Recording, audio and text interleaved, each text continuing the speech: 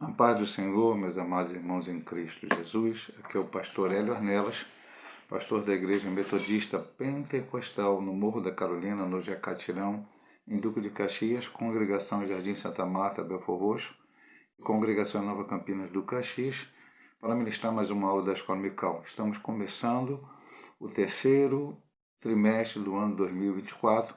Nós utilizamos as revistas da Casa Publicadora das Assembleias de Deus, lições bíblicas de adultos, e o tema desse trimestre é o Deus que governa o mundo e cuida da família, os ensinamentos divinos dos livros de Ruth e Esther para a nossa geração.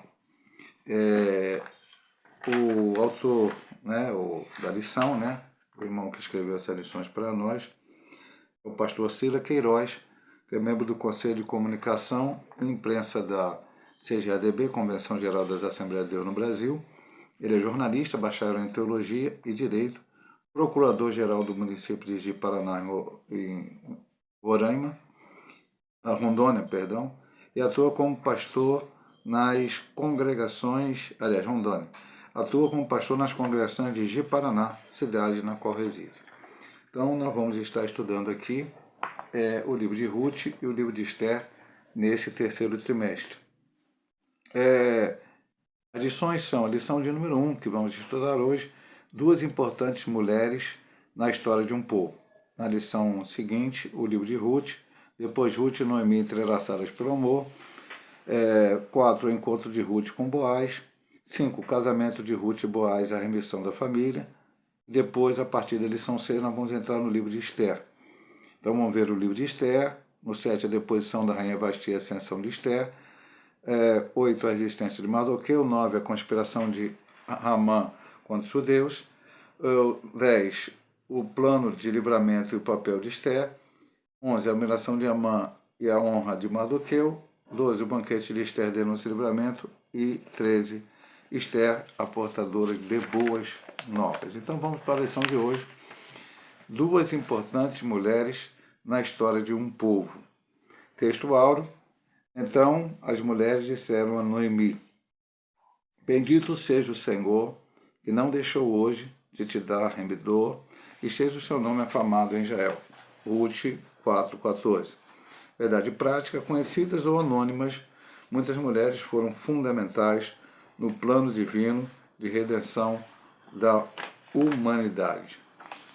A introdução da lição nos diz: Ruth e Esther são os dois livros da Bíblia que levam o nome de mulheres. Registram duas das mais belas, extraordinárias e dramáticas histórias sagradas.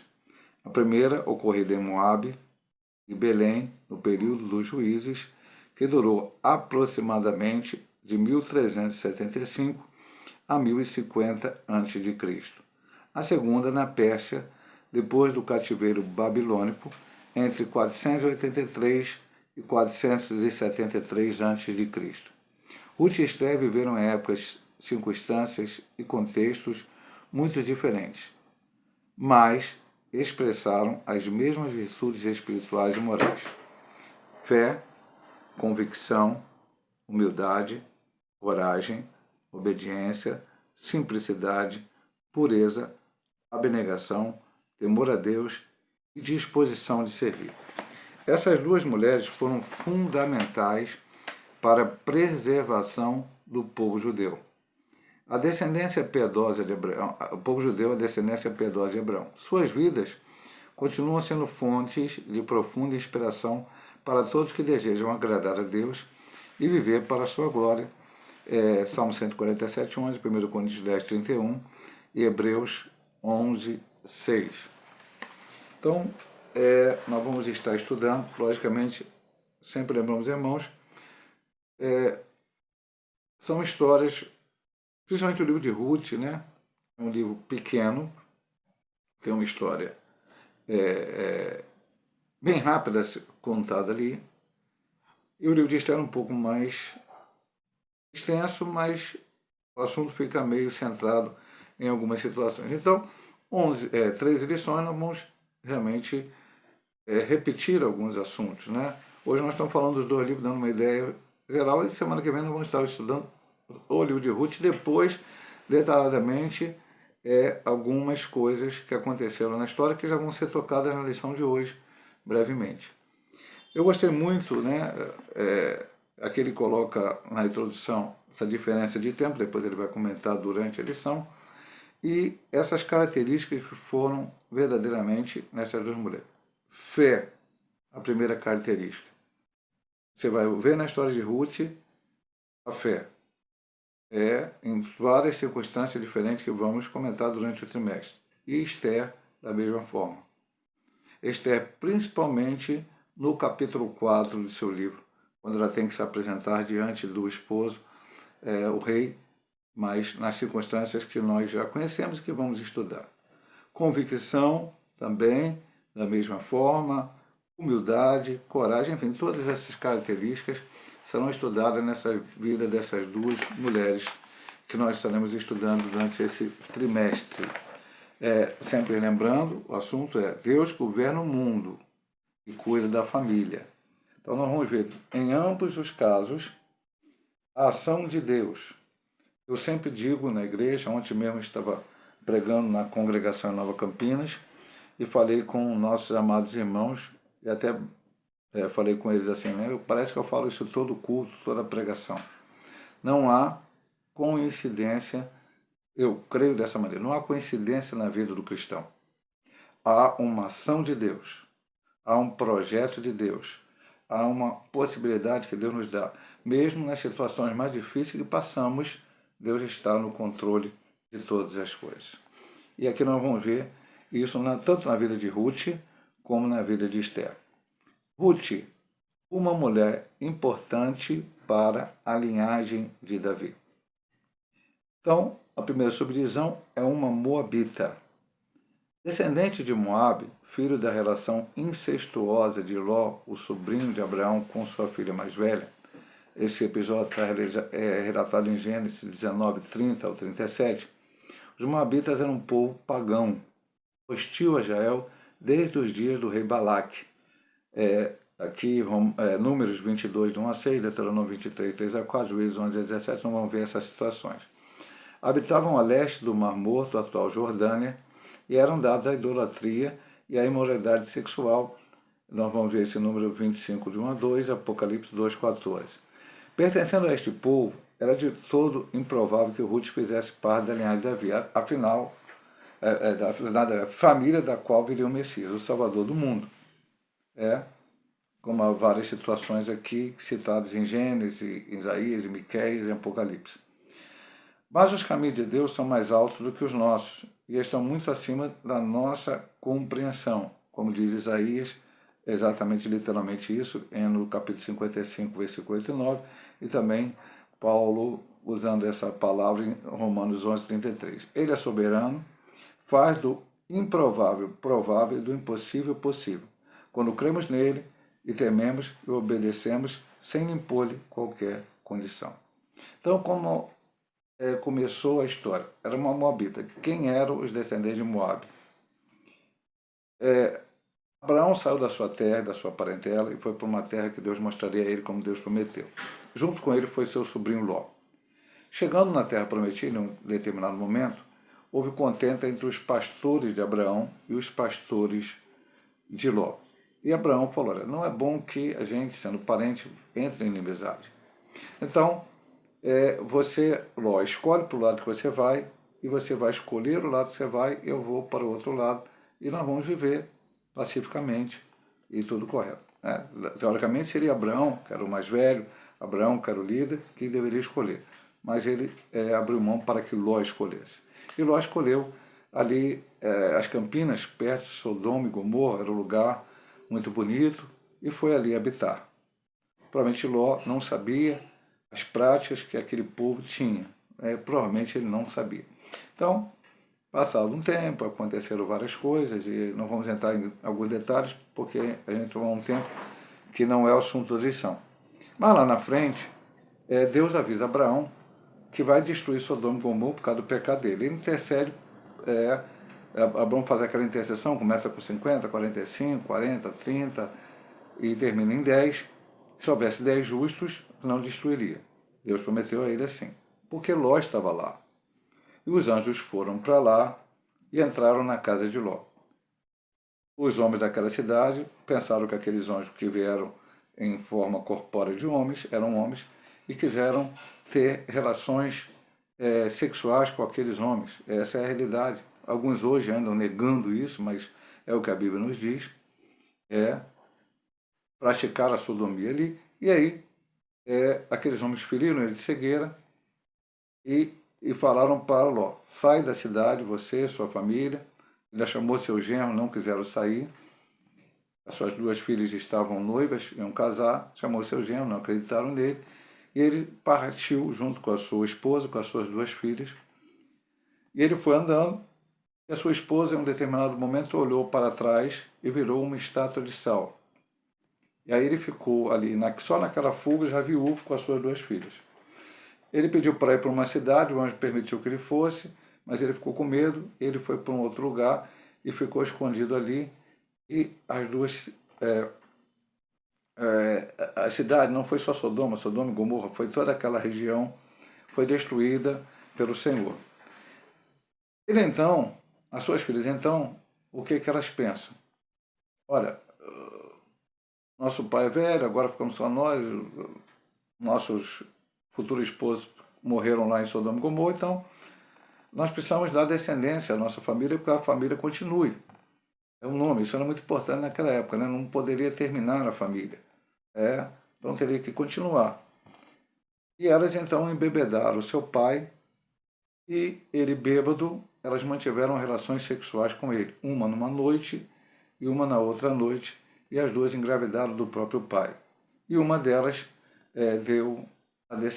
fez com que nascesse o povo moabita e a outra o povo amonita, que foram povos que depois se colocaram contra o povo de Deus. Ponto, isso é uma explicação. Aí depois vem dizer que eles se tornaram inimigos de Israel a partir do rei Balaque. Quando Israel saiu do Egito, andou no deserto e estava caminhando para entrar na terra prometida, então Balaque ficou com medo que aquele povo derrotasse os moabitas, mandou mensageiros a um falso profeta, chamado Balaão. E Balaão, Deus não permitiu que o Balaão viesse primeiro, depois Balaão veio, foi contra a vontade de Deus, e a besta, a jumenta, falou com ele, e aí ele acabou vendo que o anjo ia destruí-lo. Assim ele foi, e a princípio ele abençoou Israel, e Balaque não pagou a ele. Mas nas entrelinhas que nós vemos a seguir, vemos que Balaão sugeriu a Balaque que aquele povo, como diz aqui o texto, era dado a práticas sexuais ilícitas, uma série de coisas aqui, moralidade sexual. Então introduzisse a prostituição no meio de Israel, e aí ele destruiria Israel por essa parte. E realmente Israel se prostituiu ali, chama-se Baal Peor, isso muito tempo depois, alguns homens de Deus falaram: nós estamos pagando o preço até hoje por causa daquela situação. E depois Balaão morreu, e Israel também, Deus mandou uma praga, matou muita gente, e o filho do sumo sacerdote atravessou uma mulher e um homem que estava tendo relações sexuais, um israelita com uma mulher que era ligada a esses cultos pagãos entre os moabitas, e a praga cessou, muitos morreram ali, e Israel acabou continuando e chegando lá. E depois, em outros momentos, os moabitas também se colocaram contra Israel. Este era o povo. Improvável que dentro desse povo saísse alguém que entrasse na genealogia de Davi e, posteriormente, na genealogia de Cristo. Mas, como diz o texto, o Deus que nós servimos, ele age como ele quer. Porque, pastor, e como nós podemos explicar isso? É uma predestinação? Não, nós da linha arminiana cremos numa presciência de Deus. Deus ele está no controle de todas as coisas, ele está em controle de tudo, mas ele deu livre-arbítrio ao homem para que possa escolher. Então Deus encaminha todas as situações, Deus está ali dando propósito, mas ele não obriga você a fazer nada. Ele não obrigou a essas pessoas, nem Ruth e nem outras pessoas. Ele deu a condição. Essas pessoas fizeram, se tornaram pessoas importantes, como aqui o texto vai nos dizer. E Ruth se converteu, aceitou verdadeiramente o Deus de Israel, e por isso ela pôde participar desta situação. A família belemita é a segunda subdivisão. A história de Ruth muda a partir de seu ingresso em uma piedosa família de Belém de Judá, que peregrinava nos campos de Moabe por causa da fome que assolava a terra de Israel. Eram Elimeleque, sua mulher Noemi, e os filhos Malom e Quilião. Depois de algum tempo na terra de Moabitas, Elimeleque morre, ficando Noemi na companhia de seus 2 filhos. Ruth se casou com Malom, o mais velho deles, e ao final de quase 10 anos, também Malom e seu irmão Quilião morreram. Viúva e sem filhos, Noemi decide voltar a Belém, motivada pela notícia de que a fome havia cessado em sua terra. Embora pudesse permanecer em Moabe, como decidiu Orfa, viúva de Quilião, Ruth escolhe ir com sua sogra Noemi, declarando sua fé no Deus de Israel. É lógico que nós vamos estudar isso mais detalhadamente. Eu disse na introdução, lá chegar na lição seguinte, nós vamos falar disso novamente, talvez na outra lição também. E aqui é apenas um toquezinho da situação. Então, aquela mulher, Noemi, tinha fome em Israel, em Belém. Ela resolveu com seu marido Elimeleque, seus filhos Malom e Quilião, ir para Moabe ali peregrinar. Ali, Elimeleque morreu, seus filhos Malom e Quilião casaram com Ruth e Ofra, mas mais adiante, depois de 10 anos, eles também morreram. Ela ouviu falar a Noemi que em Belém já estava, em Belém chamava-se Casa de Pão, a tradução é esta, né? Era uma cidade de fartura, mas que passou por esse momento de fome, que agora já tinha passado essa época e eles estavam bem. Então ela resolveu voltar. E as suas noras acompanham a ela até um determinado momento do caminho, quando ela vira para elas e diz, olha, podem voltar para o seu povo, podem voltar para o seu Deus, podem voltar para a sua família, porque eu não tenho mais condições, eu já estou velha. Se eu fosse casar ainda, eu sou viúva, se eu fosse casar de novo e até ter um filho, vocês teriam que esperar tanto tempo para casarem de novo, vocês ficariam apegados a mim, então podem voltar. Ofra voltou, mas Ruth não.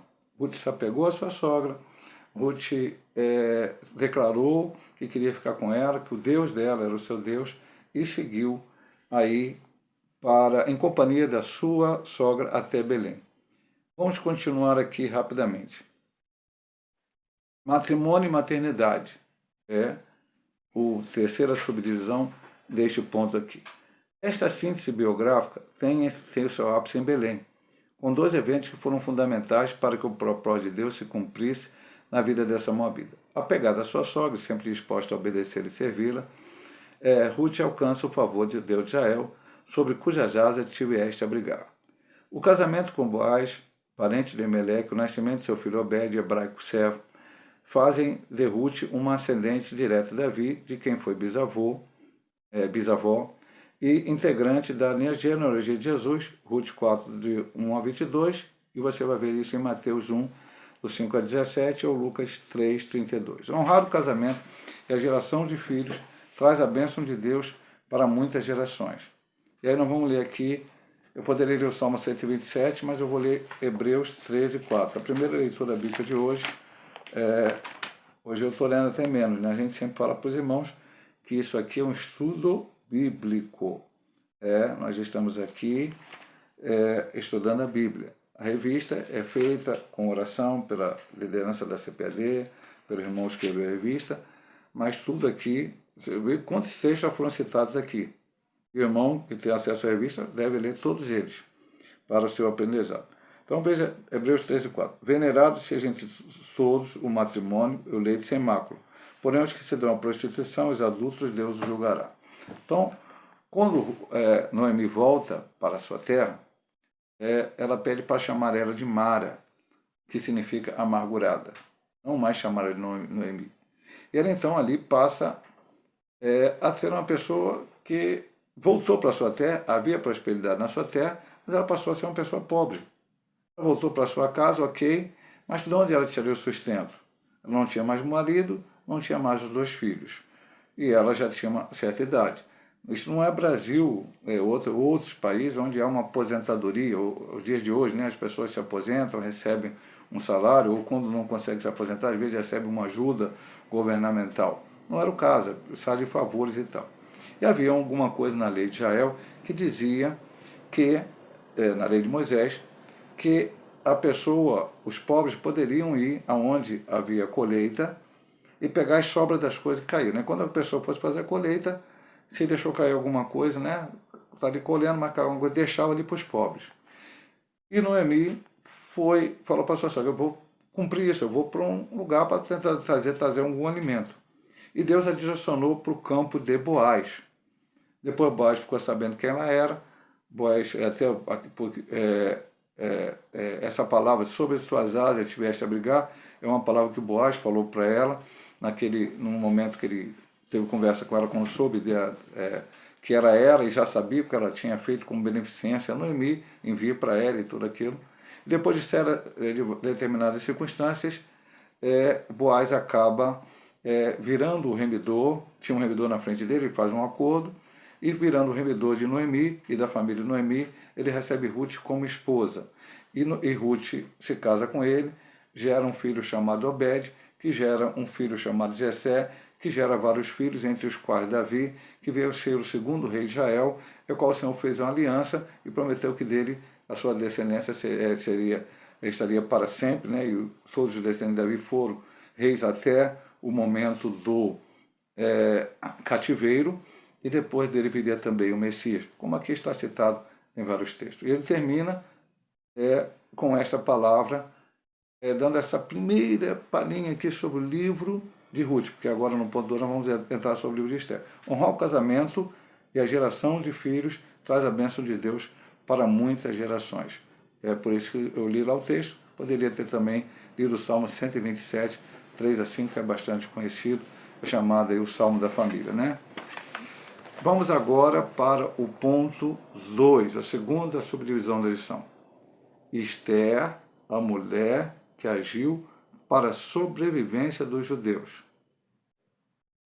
Tem muita coisa para comentar nesse ponto aqui, e recentemente eu preguei sobre Esther 4, e a gente vai falar alguma coisa sobre isso aí. De Belém para Susã. Cerca de 5 séculos depois de Ruth, então veja que foi bastante tempo entre a primeira história e a segunda história. A Bíblia nos apresenta outra mulher notável. Esther, também usada providencialmente por Deus para a preservação do povo de Israel.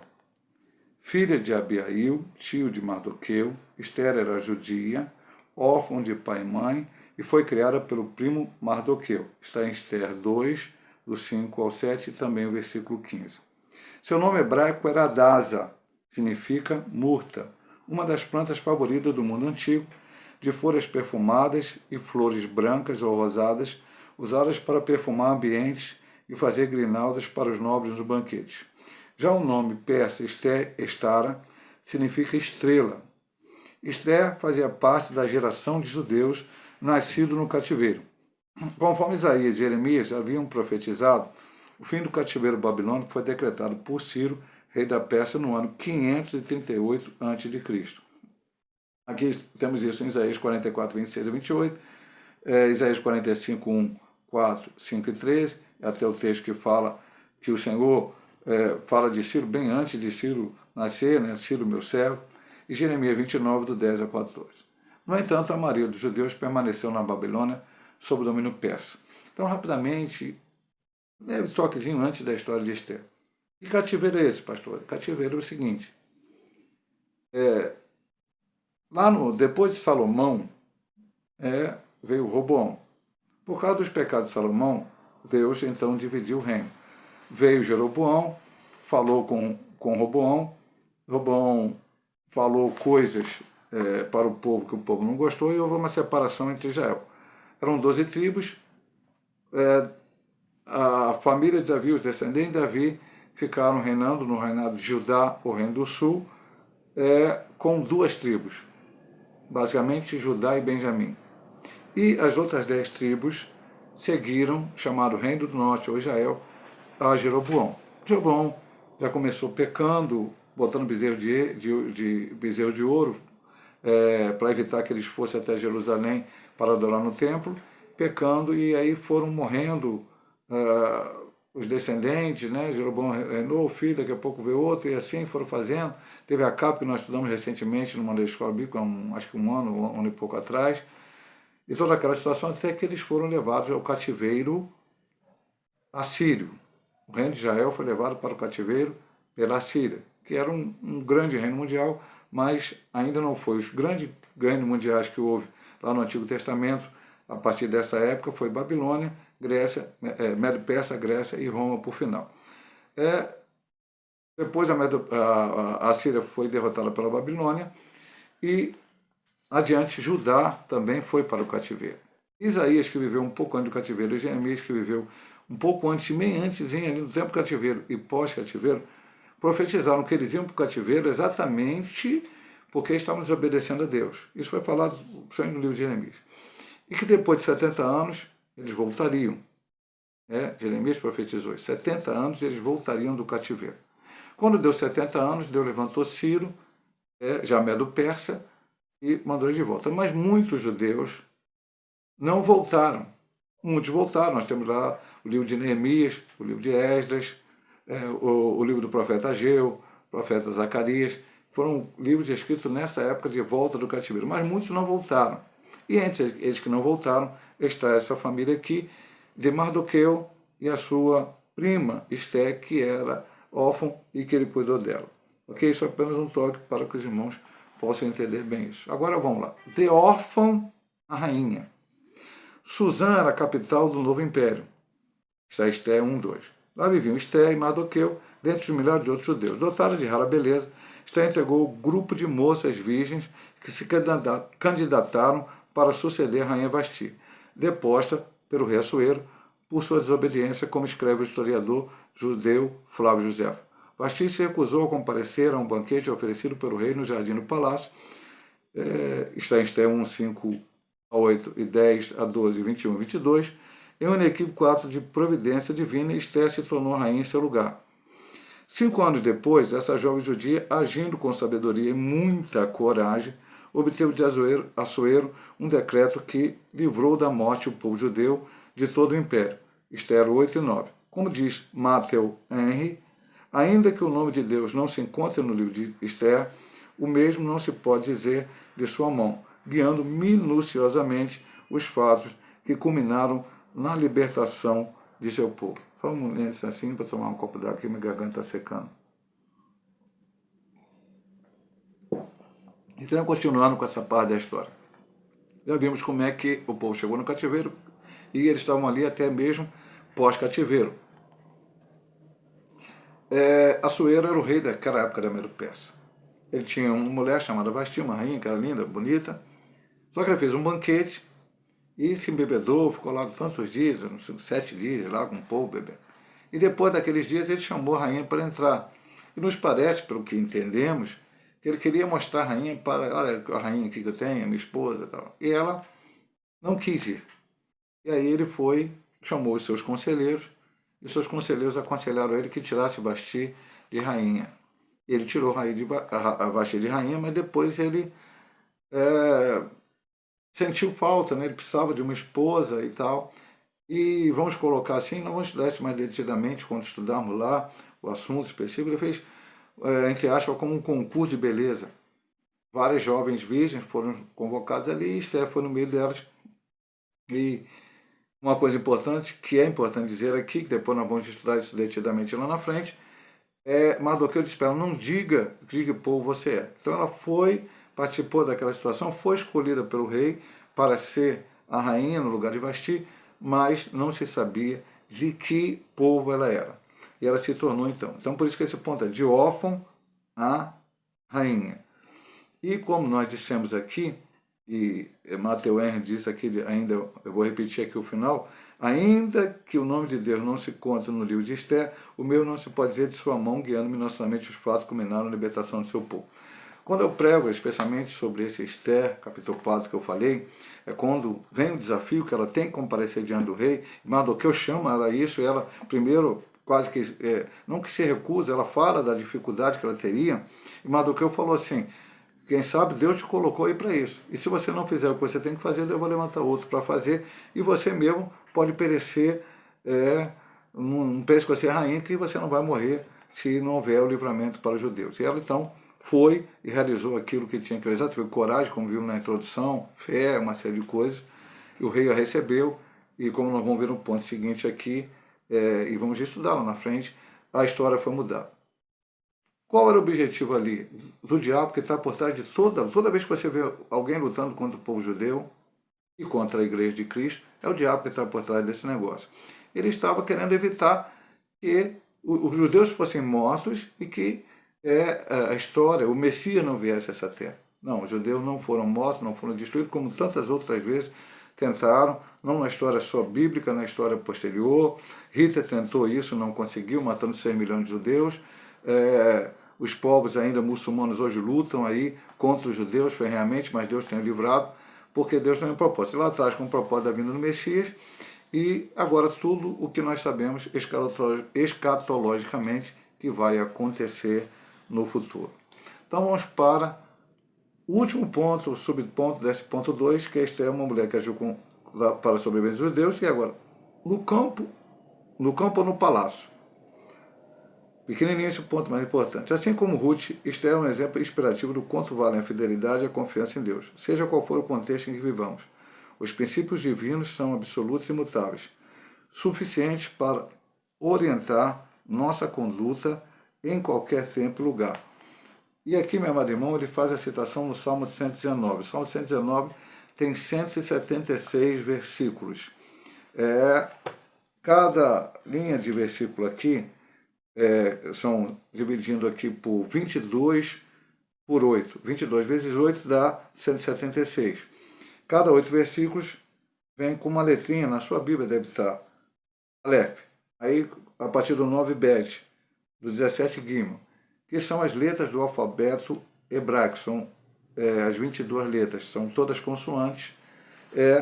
E cada parte desse salmo começa com essa letra.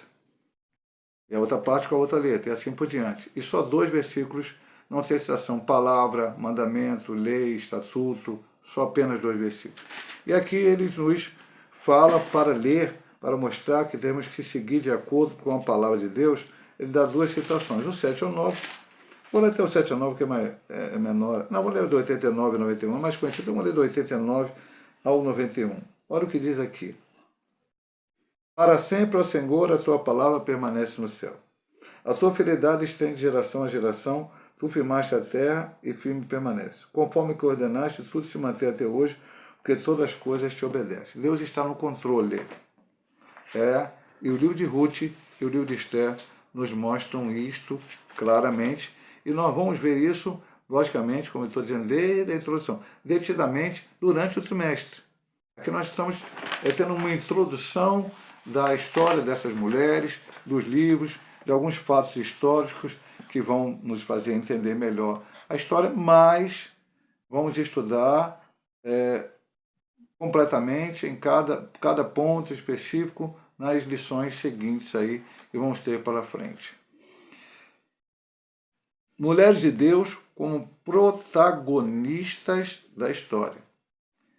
O protagonismo feminino. A liderança masculina, instituída por Deus, não anula o propósito divino com a mulher, nem lhe retira a possibilidade de, em muitas circunstâncias, ser protagonista da história. Isso não importa, todavia, na necessidade de confundir ou inverter os papéis entre homem e mulher. Os exemplos de Ruth e Esther são eloquentes nesse sentido. Não foi a altivez, mas a humildade, a submissão, a obediência, que tornaram tão relevante a vida dessas mulheres. Meu irmão, esse assunto aqui, é lógico que o autor, sempre nas lições, ele procura ser o máximo, não entrar em certas polêmicas. E hoje isso é um assunto que causa muita polêmica. Ele diz entre linhas, Deus criou macho e fêmea, criou homem e mulher, e deu o papel para cada um fazer.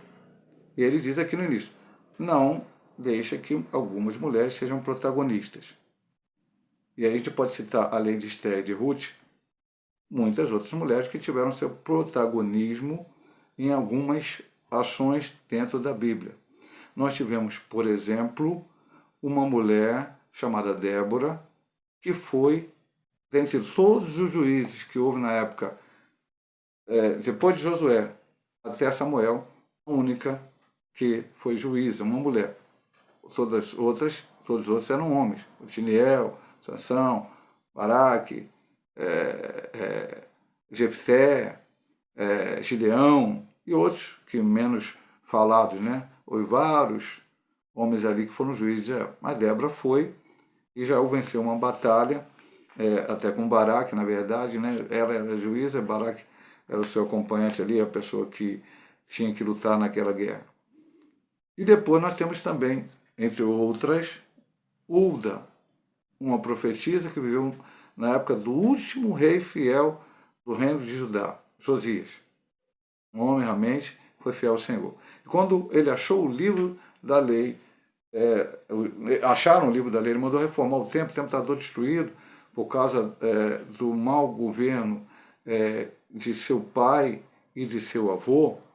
Então ele foi e mandou que refizessem o templo. Quando foram fazer, acharam o livro da lei, que deveria estar do lado de todo rei, para que ele lesse e não esquecesse da palavra de Deus. Foi ordenado isso a Moisés, e uma cópia do livro da lei. E aí leram e foram mostrar para ele. Ele rasgou suas vestes, pediu misericórdia a Deus, viu quanto o povo estava em pecado e mandou consultar a Deus. E com a palavra, naquele momento, estava Hulda. E ela deu uma mensagem que aquilo tudo iria acontecer, ele iria. Não tinha mais jeito de retornar, e o povo depois foi para o cativeiro, mas não aconteceria nos dias dele. Então, estou falando no Antigo Testamento. Em Lucas 8 fala de mulheres que ajudaram o ministério de Jesus. Maria Madalena, em algum momento, foi a primeira pessoa a ver Jesus ressuscitado. Não foi Pedro, não foi Tiago, não foi João, não foi André, não foi Bartolomeu, não foi Filipe, não foi nenhum outro apóstolo, foi Maria Madalena. E assim por diante, esse protagonismo. Ponto. Ok? Ele diz aqui. Vou repetir aqui. A liderança masculina, instituída por Deus, Gênesis 1, 26, conforme Efésios 5, 22 e 23, não anula o propósito divino com a mulher, nem se retira a possibilidade de muitas circunstâncias ser protagonista da história. Não implica, todavia, confundir ou infeder os papéis de uma mulher.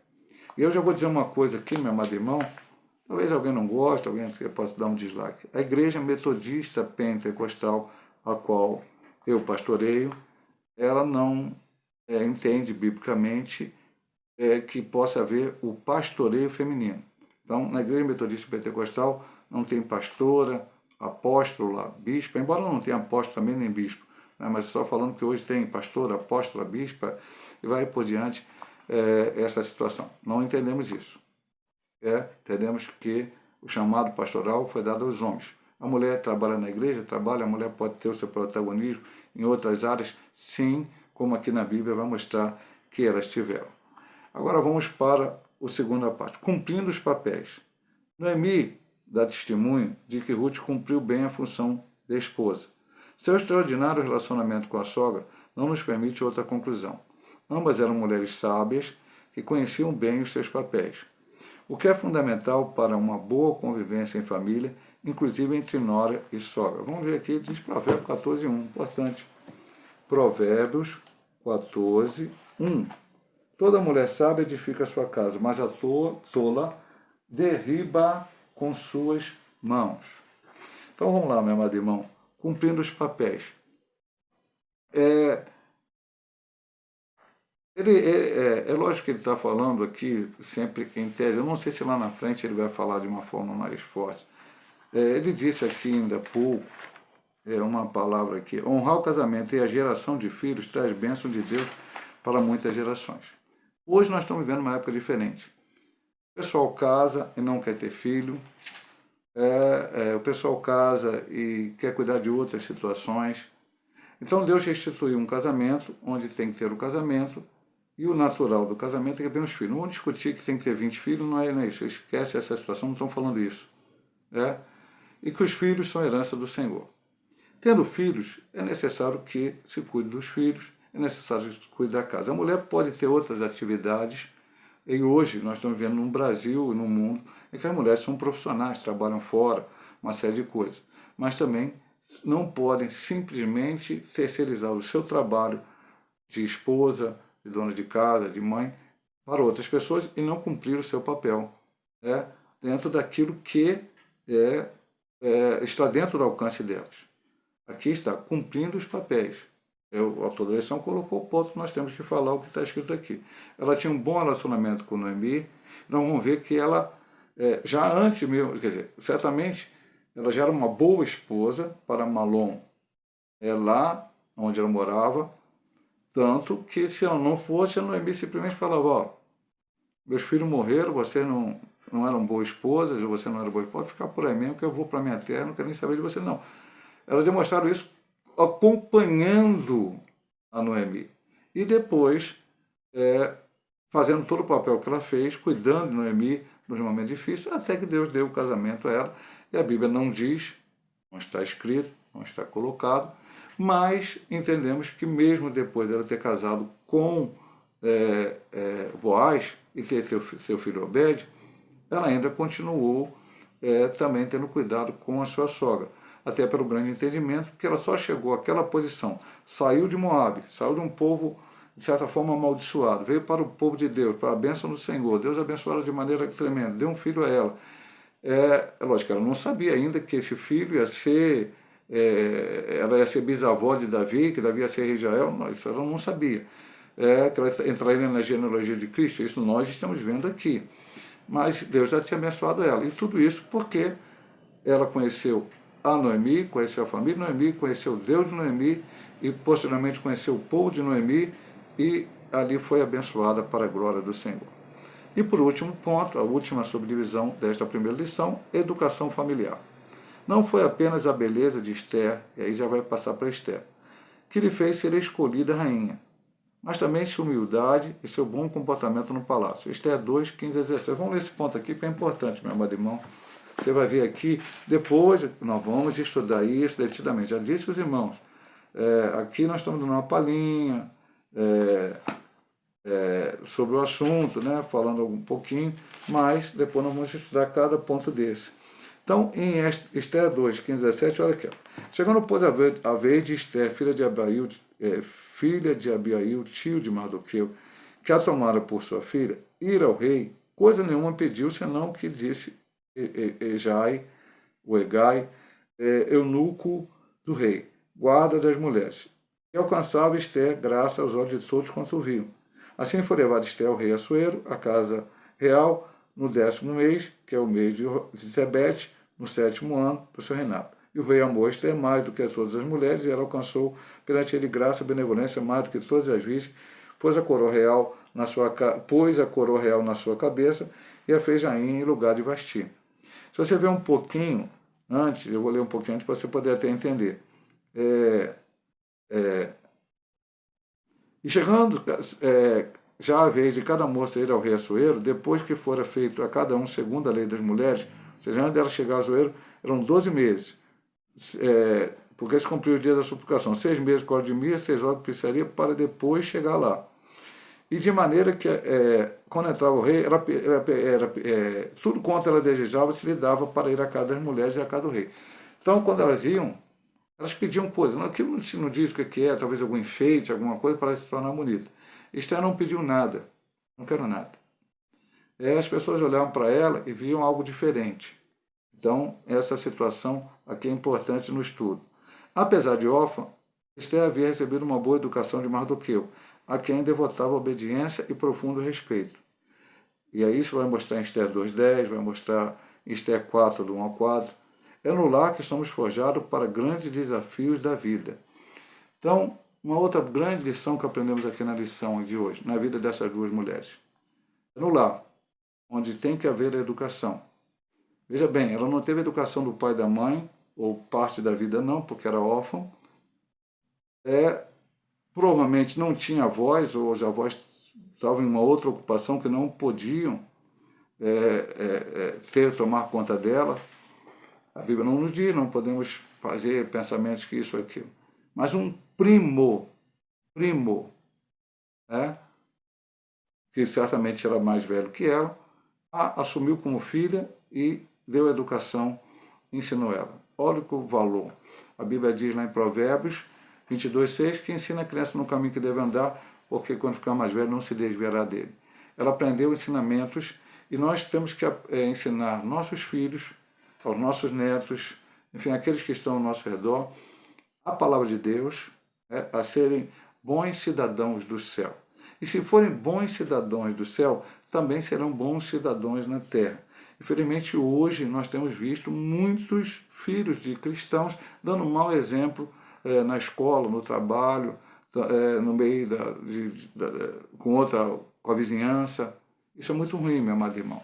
Então tem que haver um bom ensinamento. Quando ela chegou lá, tranquilo, e entre outras coisas, é lógico que a gente sabe, eu penso dessa maneira, não foi nenhuma qualidade de Esther, Deus usou até as qualidades dela, mas quem colocou para um propósito específico para ser rainha foi Deus. E ela foi ali. Mas, logicamente, Deus escolheu alguém que estava fazendo a coisa certa, tinha tido um bom ensinamento e estava cumprindo aquilo que tinha aprendido do seu primo. Só um detalhezinho. Hoje, aqui diz que ela respeitava, aqui no ponto 3, diz que ela respeitava a Mardoqueu. Apesar de ópera, Mardoqueu é quem devotava obediência e profundo respeito. Hoje nós vemos no século XXI as pessoas não obedecendo pai e mãe, não tendo respeito por pai e mãe, não tendo respeito por avô e avó, não tendo respeito por tio e tia. Nós temos visto isso aí. Só você ver, meu amado irmão, agora recentemente, lógico que o rapaz era até adotado, mas um rapaz aí foi adotado, a família levou, depois matou o pai, a mãe, a irmã. Nós estamos vendo um mundo muito difícil, muito complicado. Mas aqui nós tivemos um exemplo importante. Era primo dela, era primo, mas ela tinha ele como pai, como aquele que a educou, com aquele que ensinou, com aquele que lhe deu exemplo, e era então, devotava obediência e tinha respeito por Mardoqueu. E na hora crucial da história, que foi o capítulo 4, volta a dizer, quando ela tem que comparecer diante do rei, Mardoqueu diz para ela fazer, o seu povo só seria livre desta maneira, e ela hesitou a princípio, mas quando Mardoqueu mostrou para ela, e ela entendeu que aquilo era a forma correta, ela foi, acreditou, falou para que eles orassem, jejuassem, e elas também jejuariam, as suas moças, e quando ela entrou lá, nós sabemos o final da história, e nós vamos aprender aqui, se por acaso alguém não leu, vai ler aqui e vai aprender durante esse trimestre lições sobre Ruth e sobre Esther, e também sobre os outros personagens que estavam em volta dessa história. Conclusão, para terminar a lição de hoje. Deus continua usando mulheres para cumprir seus propósitos. Algumas se tornam conhecidas e têm seu nome registrado na história, como Ruth e Esther. Outras, como a mulher Noé, vivem na vida no anonimato. Gênesis 6, 10, 18, 7, 7 a 3, 8, 15 a 16. Mas nem por isso deve ser importante. O que seria do patriarca, no caso aqui Noé, sem uma companheira fiel ao seu lado, enquanto cumprir a missão divina de recebê-la? No reino de Deus, seja homem, seja mulher, o que importa não é o quanto a pessoa aparece, pois o Senhor olha para o coração. Então é isso, meu amado irmão. Eu até pregava ontem, lá na última lição, aliás, ensinava na hora da escola Micael em Nova Campina.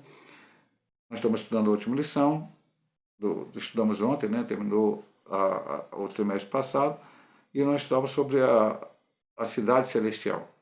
Então eu disse para eles, meu irmão, lá no céu, porque lá a lição dizia que não vai ter discriminação, não vai ter isso, vai ter uma série de coisas que não vai ter lá, no final da lição. Eu disse para ele, lá no céu não tem pastor, apóstolo, missionário, mas não sei o que lá, hiperbí, diácono, todos vão ser iguais diante de Deus.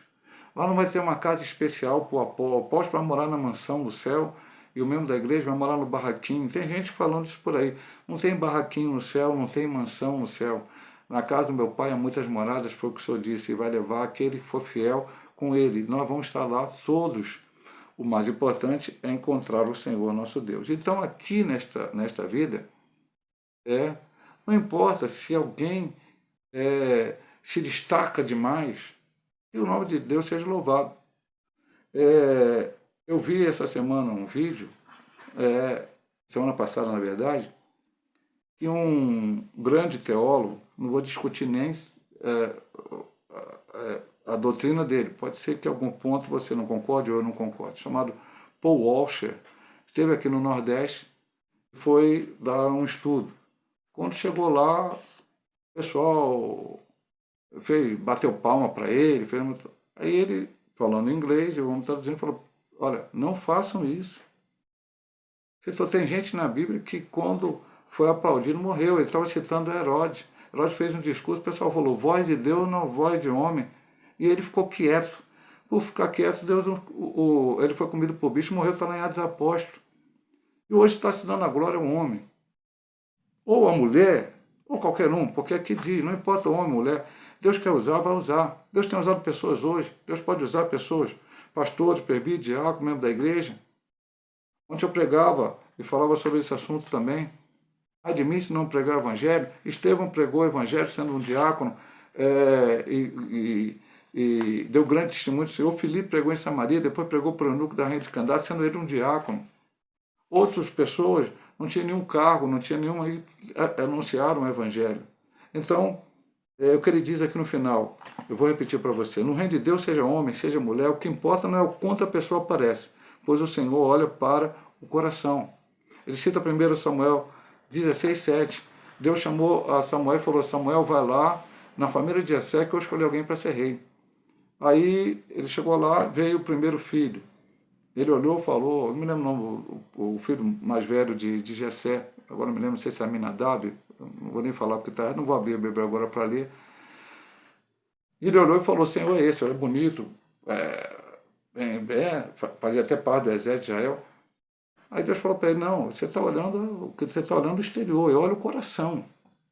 Não é esse que eu escolhi. Falou para o profeta dele, Samuel. E ele foi passando várias pessoas, até que não tinha mais nenhum, falou, mas não, tem um Davi lá que está cuidando das ovelhas, traz ele. Quando chegou, ele falou, é esse. Entendeu? Então, Deus olha para o coração. E seja homem, seja mulher, seja qualquer um de nós, possamos colocar nossa vida no altar para sermos usados por Deus, para ganharmos para Cristo Jesus, para que o reino dele cresça. Como Deus usou Ruth, como Deus usou Esther, e também nós podemos dizer como Deus usou Boaz, como Deus usou Mardoqueu, como Deus usou Elimeleque, Malom, Quilião, que juntamente com Noemi deram um bom testemunho para Ruth. Deus usa quem Ele quer para a glória do seu nome. Deus possa nos abençoar. Se assim Deus nos permitir, semana que vem nós estaremos estudando, aqui ministrando a lição de número 2, o livro de Ruth. Como eu disse, estaremos voltando, aí nós vamos falar detidamente sobre cada situação. Alguns assuntos que foram falados hoje vão ser repetidos na semana que vem, mas isso é importante para o nosso aprendizado da palavra de Deus. Deus abençoe a todos, em nome de Jesus.